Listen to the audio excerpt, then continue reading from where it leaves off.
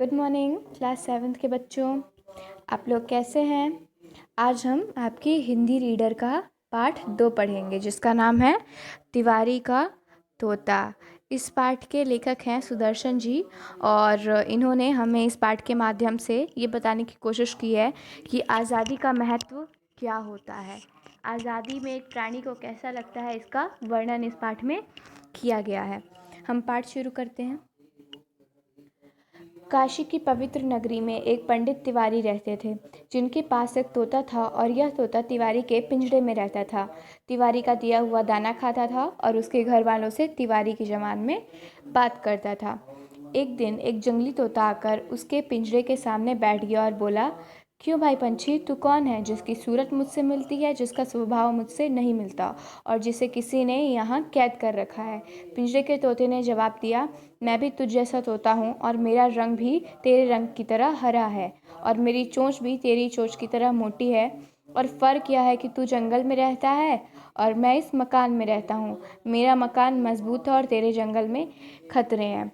एक जंगली तोता उस तोते के पास आके कहता है, पिंजरे वाले तोते के पास, कि तू ऐसा कौन सा जीव है जिसका कलर मुझसे मिलता है लेकिन स्वभाव मुझसे नहीं मिलता, क्योंकि जो जंगल में रहने वाले तोते होते हैं वो स्वतंत्रता प्रिय होते हैं, खुशनुमा होते हैं, लेकिन पिंजड़े में रहने वाले वैसे नहीं होते। इसलिए वो कहता है और फिर पिंजरे वाला तोता उसको जवाब देता है कि मेरा मकान मजबूत है और तेरे जंगल में खतरे हैं, क्योंकि वो तो पिंजरे में रहता है। पिंजरा तो लोहा का बना है, तो चाहे कोई सा भी मौसम हो या फिर कोई भी प्रॉब्लम हो, पिंजरे वाले तोते का मालिक उसको प्रोटेक्ट करेगा। लेकिन जंगल में तो काफ़ी सारे खतरे होते हैं, इसलिए तोता ऐसा कहता है।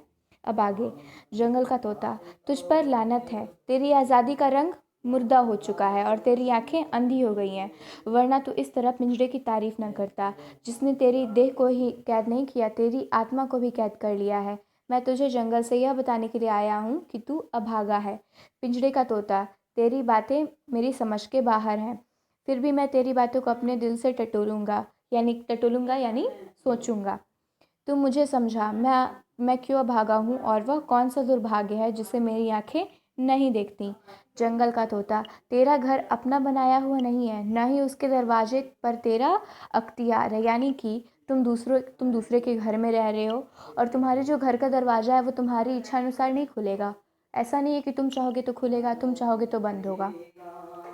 तूने अपना मरना जीना किसी दूसरे के हाथ सौंप रखा है।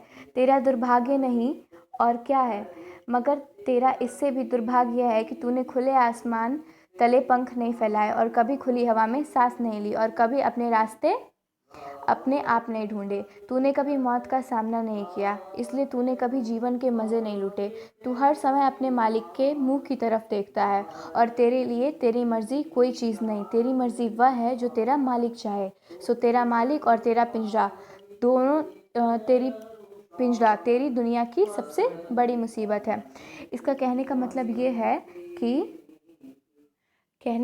ये है कि जो जंगली तोता होता है वो पिंजरे वाले तोते को बोलता है कि तुम अपनी ज़िंदगी जीने के लिए दूसरे पर आश्रित हो, तुम अपनी ज़िंदगी के लिए अपने फैसले खुद नहीं ले सकते। जो तुम्हारा मालिक चाहता है तुम्हें वही करना पड़ता है। तुम खाने के लिए, तुम पीने के लिए पूरी तरह से उस पर निर्भर हो। आगे है, पिंजरे का तोता, मैं तो समझता हूँ कि मेरा मालिक मुझ पर मेहरबान है और यह मेरी खुशकिस्मती है कि उसने मुझे यह बना दिया है, वरना कौन मुझे पानी पिलाता, कौन मुझे दाना खिलाता, कौन रात के जाड़े और अंधेरे से मेरी रक्षा करता। और मेरे पड़ोस में बिल्लियाँ बहुत हैं जिनके मुंह में दांत है, पंजों में नाखून है, दिल में बेरहमी है, वे मुझे खा जाते। यहाँ जो पिंजरे का तोता है वो आदी हो चुका है पिंजरे में रहने का, गुलामी का। तो वो बोलता है जंगल वाले तोते को कि मुझे लगता है मेरे मालिक मुझे बहुत मानते हैं, इसलिए मुझे हमेशा सेफ्टी से रखते हैं। कोई भी मौसम हो तो जाड़े के मौसम में मुझे कंबल देते हैं और बिल्लियों से मेरी रक्षा करते हैं। आगे, जंगल का तोता, भगवान करे तेरे लिए तेरे जीवन के रास्ते बंद हो जाएं।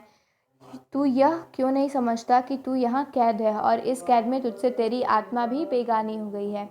पिंजरे का तोता, मैं कैदी नहीं हूँ, मैं जब चाहूँ पिंजरे में घूम सकता हूँ, पंख फैला सकता हूँ, सीटियाँ बजा सकता हूँ, मुझे कोई नहीं रोकता। मेरे पिंजरे में मेरा राज है, फिर मैं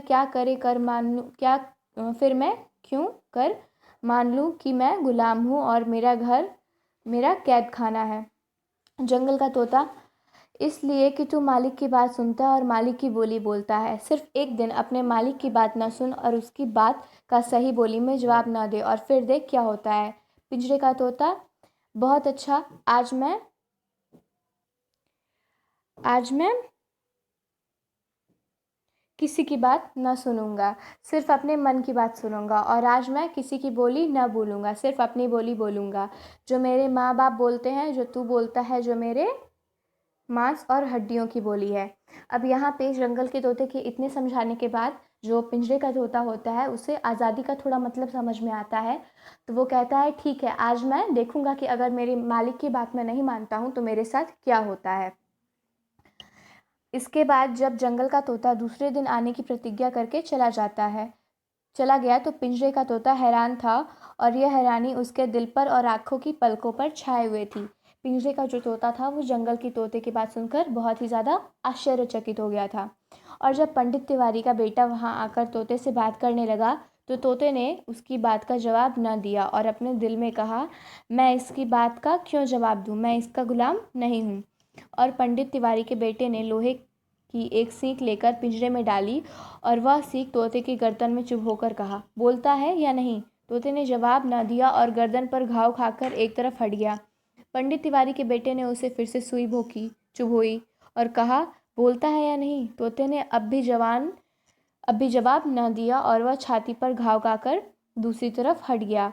पंडित तिवारी के बेटे ने तोते को बार बार सुई चुभोई और तोते ने हर बार उसकी बात का आदमी की बोली में जवाब देने से इनकार किया और वह अपने शरीर पर घाव खाता रहा।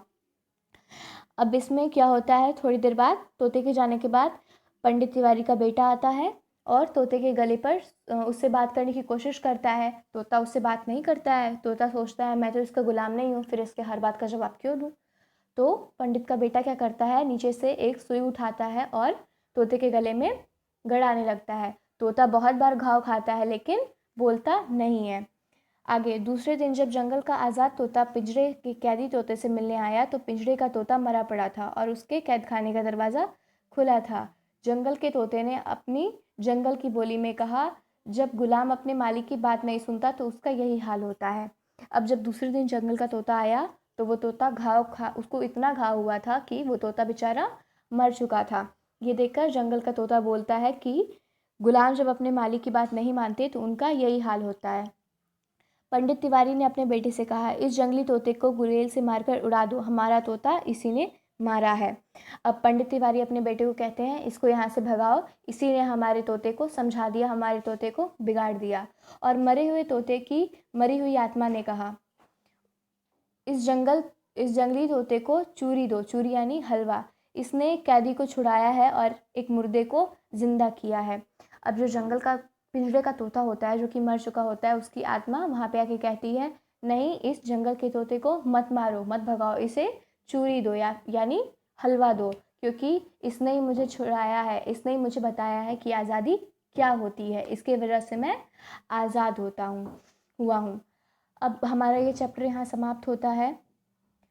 आप लोग समझ गए होंगे, मैं उम्मीद करती हूँ इस चैप्टर को, कि इस चैप्टर के द्वारा हमें क्या बताने की कोशिश की गई है। हमें ये बताया गया है कि आज़ादी का महत्व क्या होता है, किसी भी प्राणी के लिए आज़ादी कितनी मायने रखती है, और ऐसे ही हमें बहुत सारे संदेश देने की कोशिश की गई है। आपका होमवर्क ये है कि आपको इस पाठ का अभ्यास बनाने की कोशिश करनी है। अगले क्लास में हम फिर मिलेंगे। आज के लिए बस इतना ही। धन्यवाद।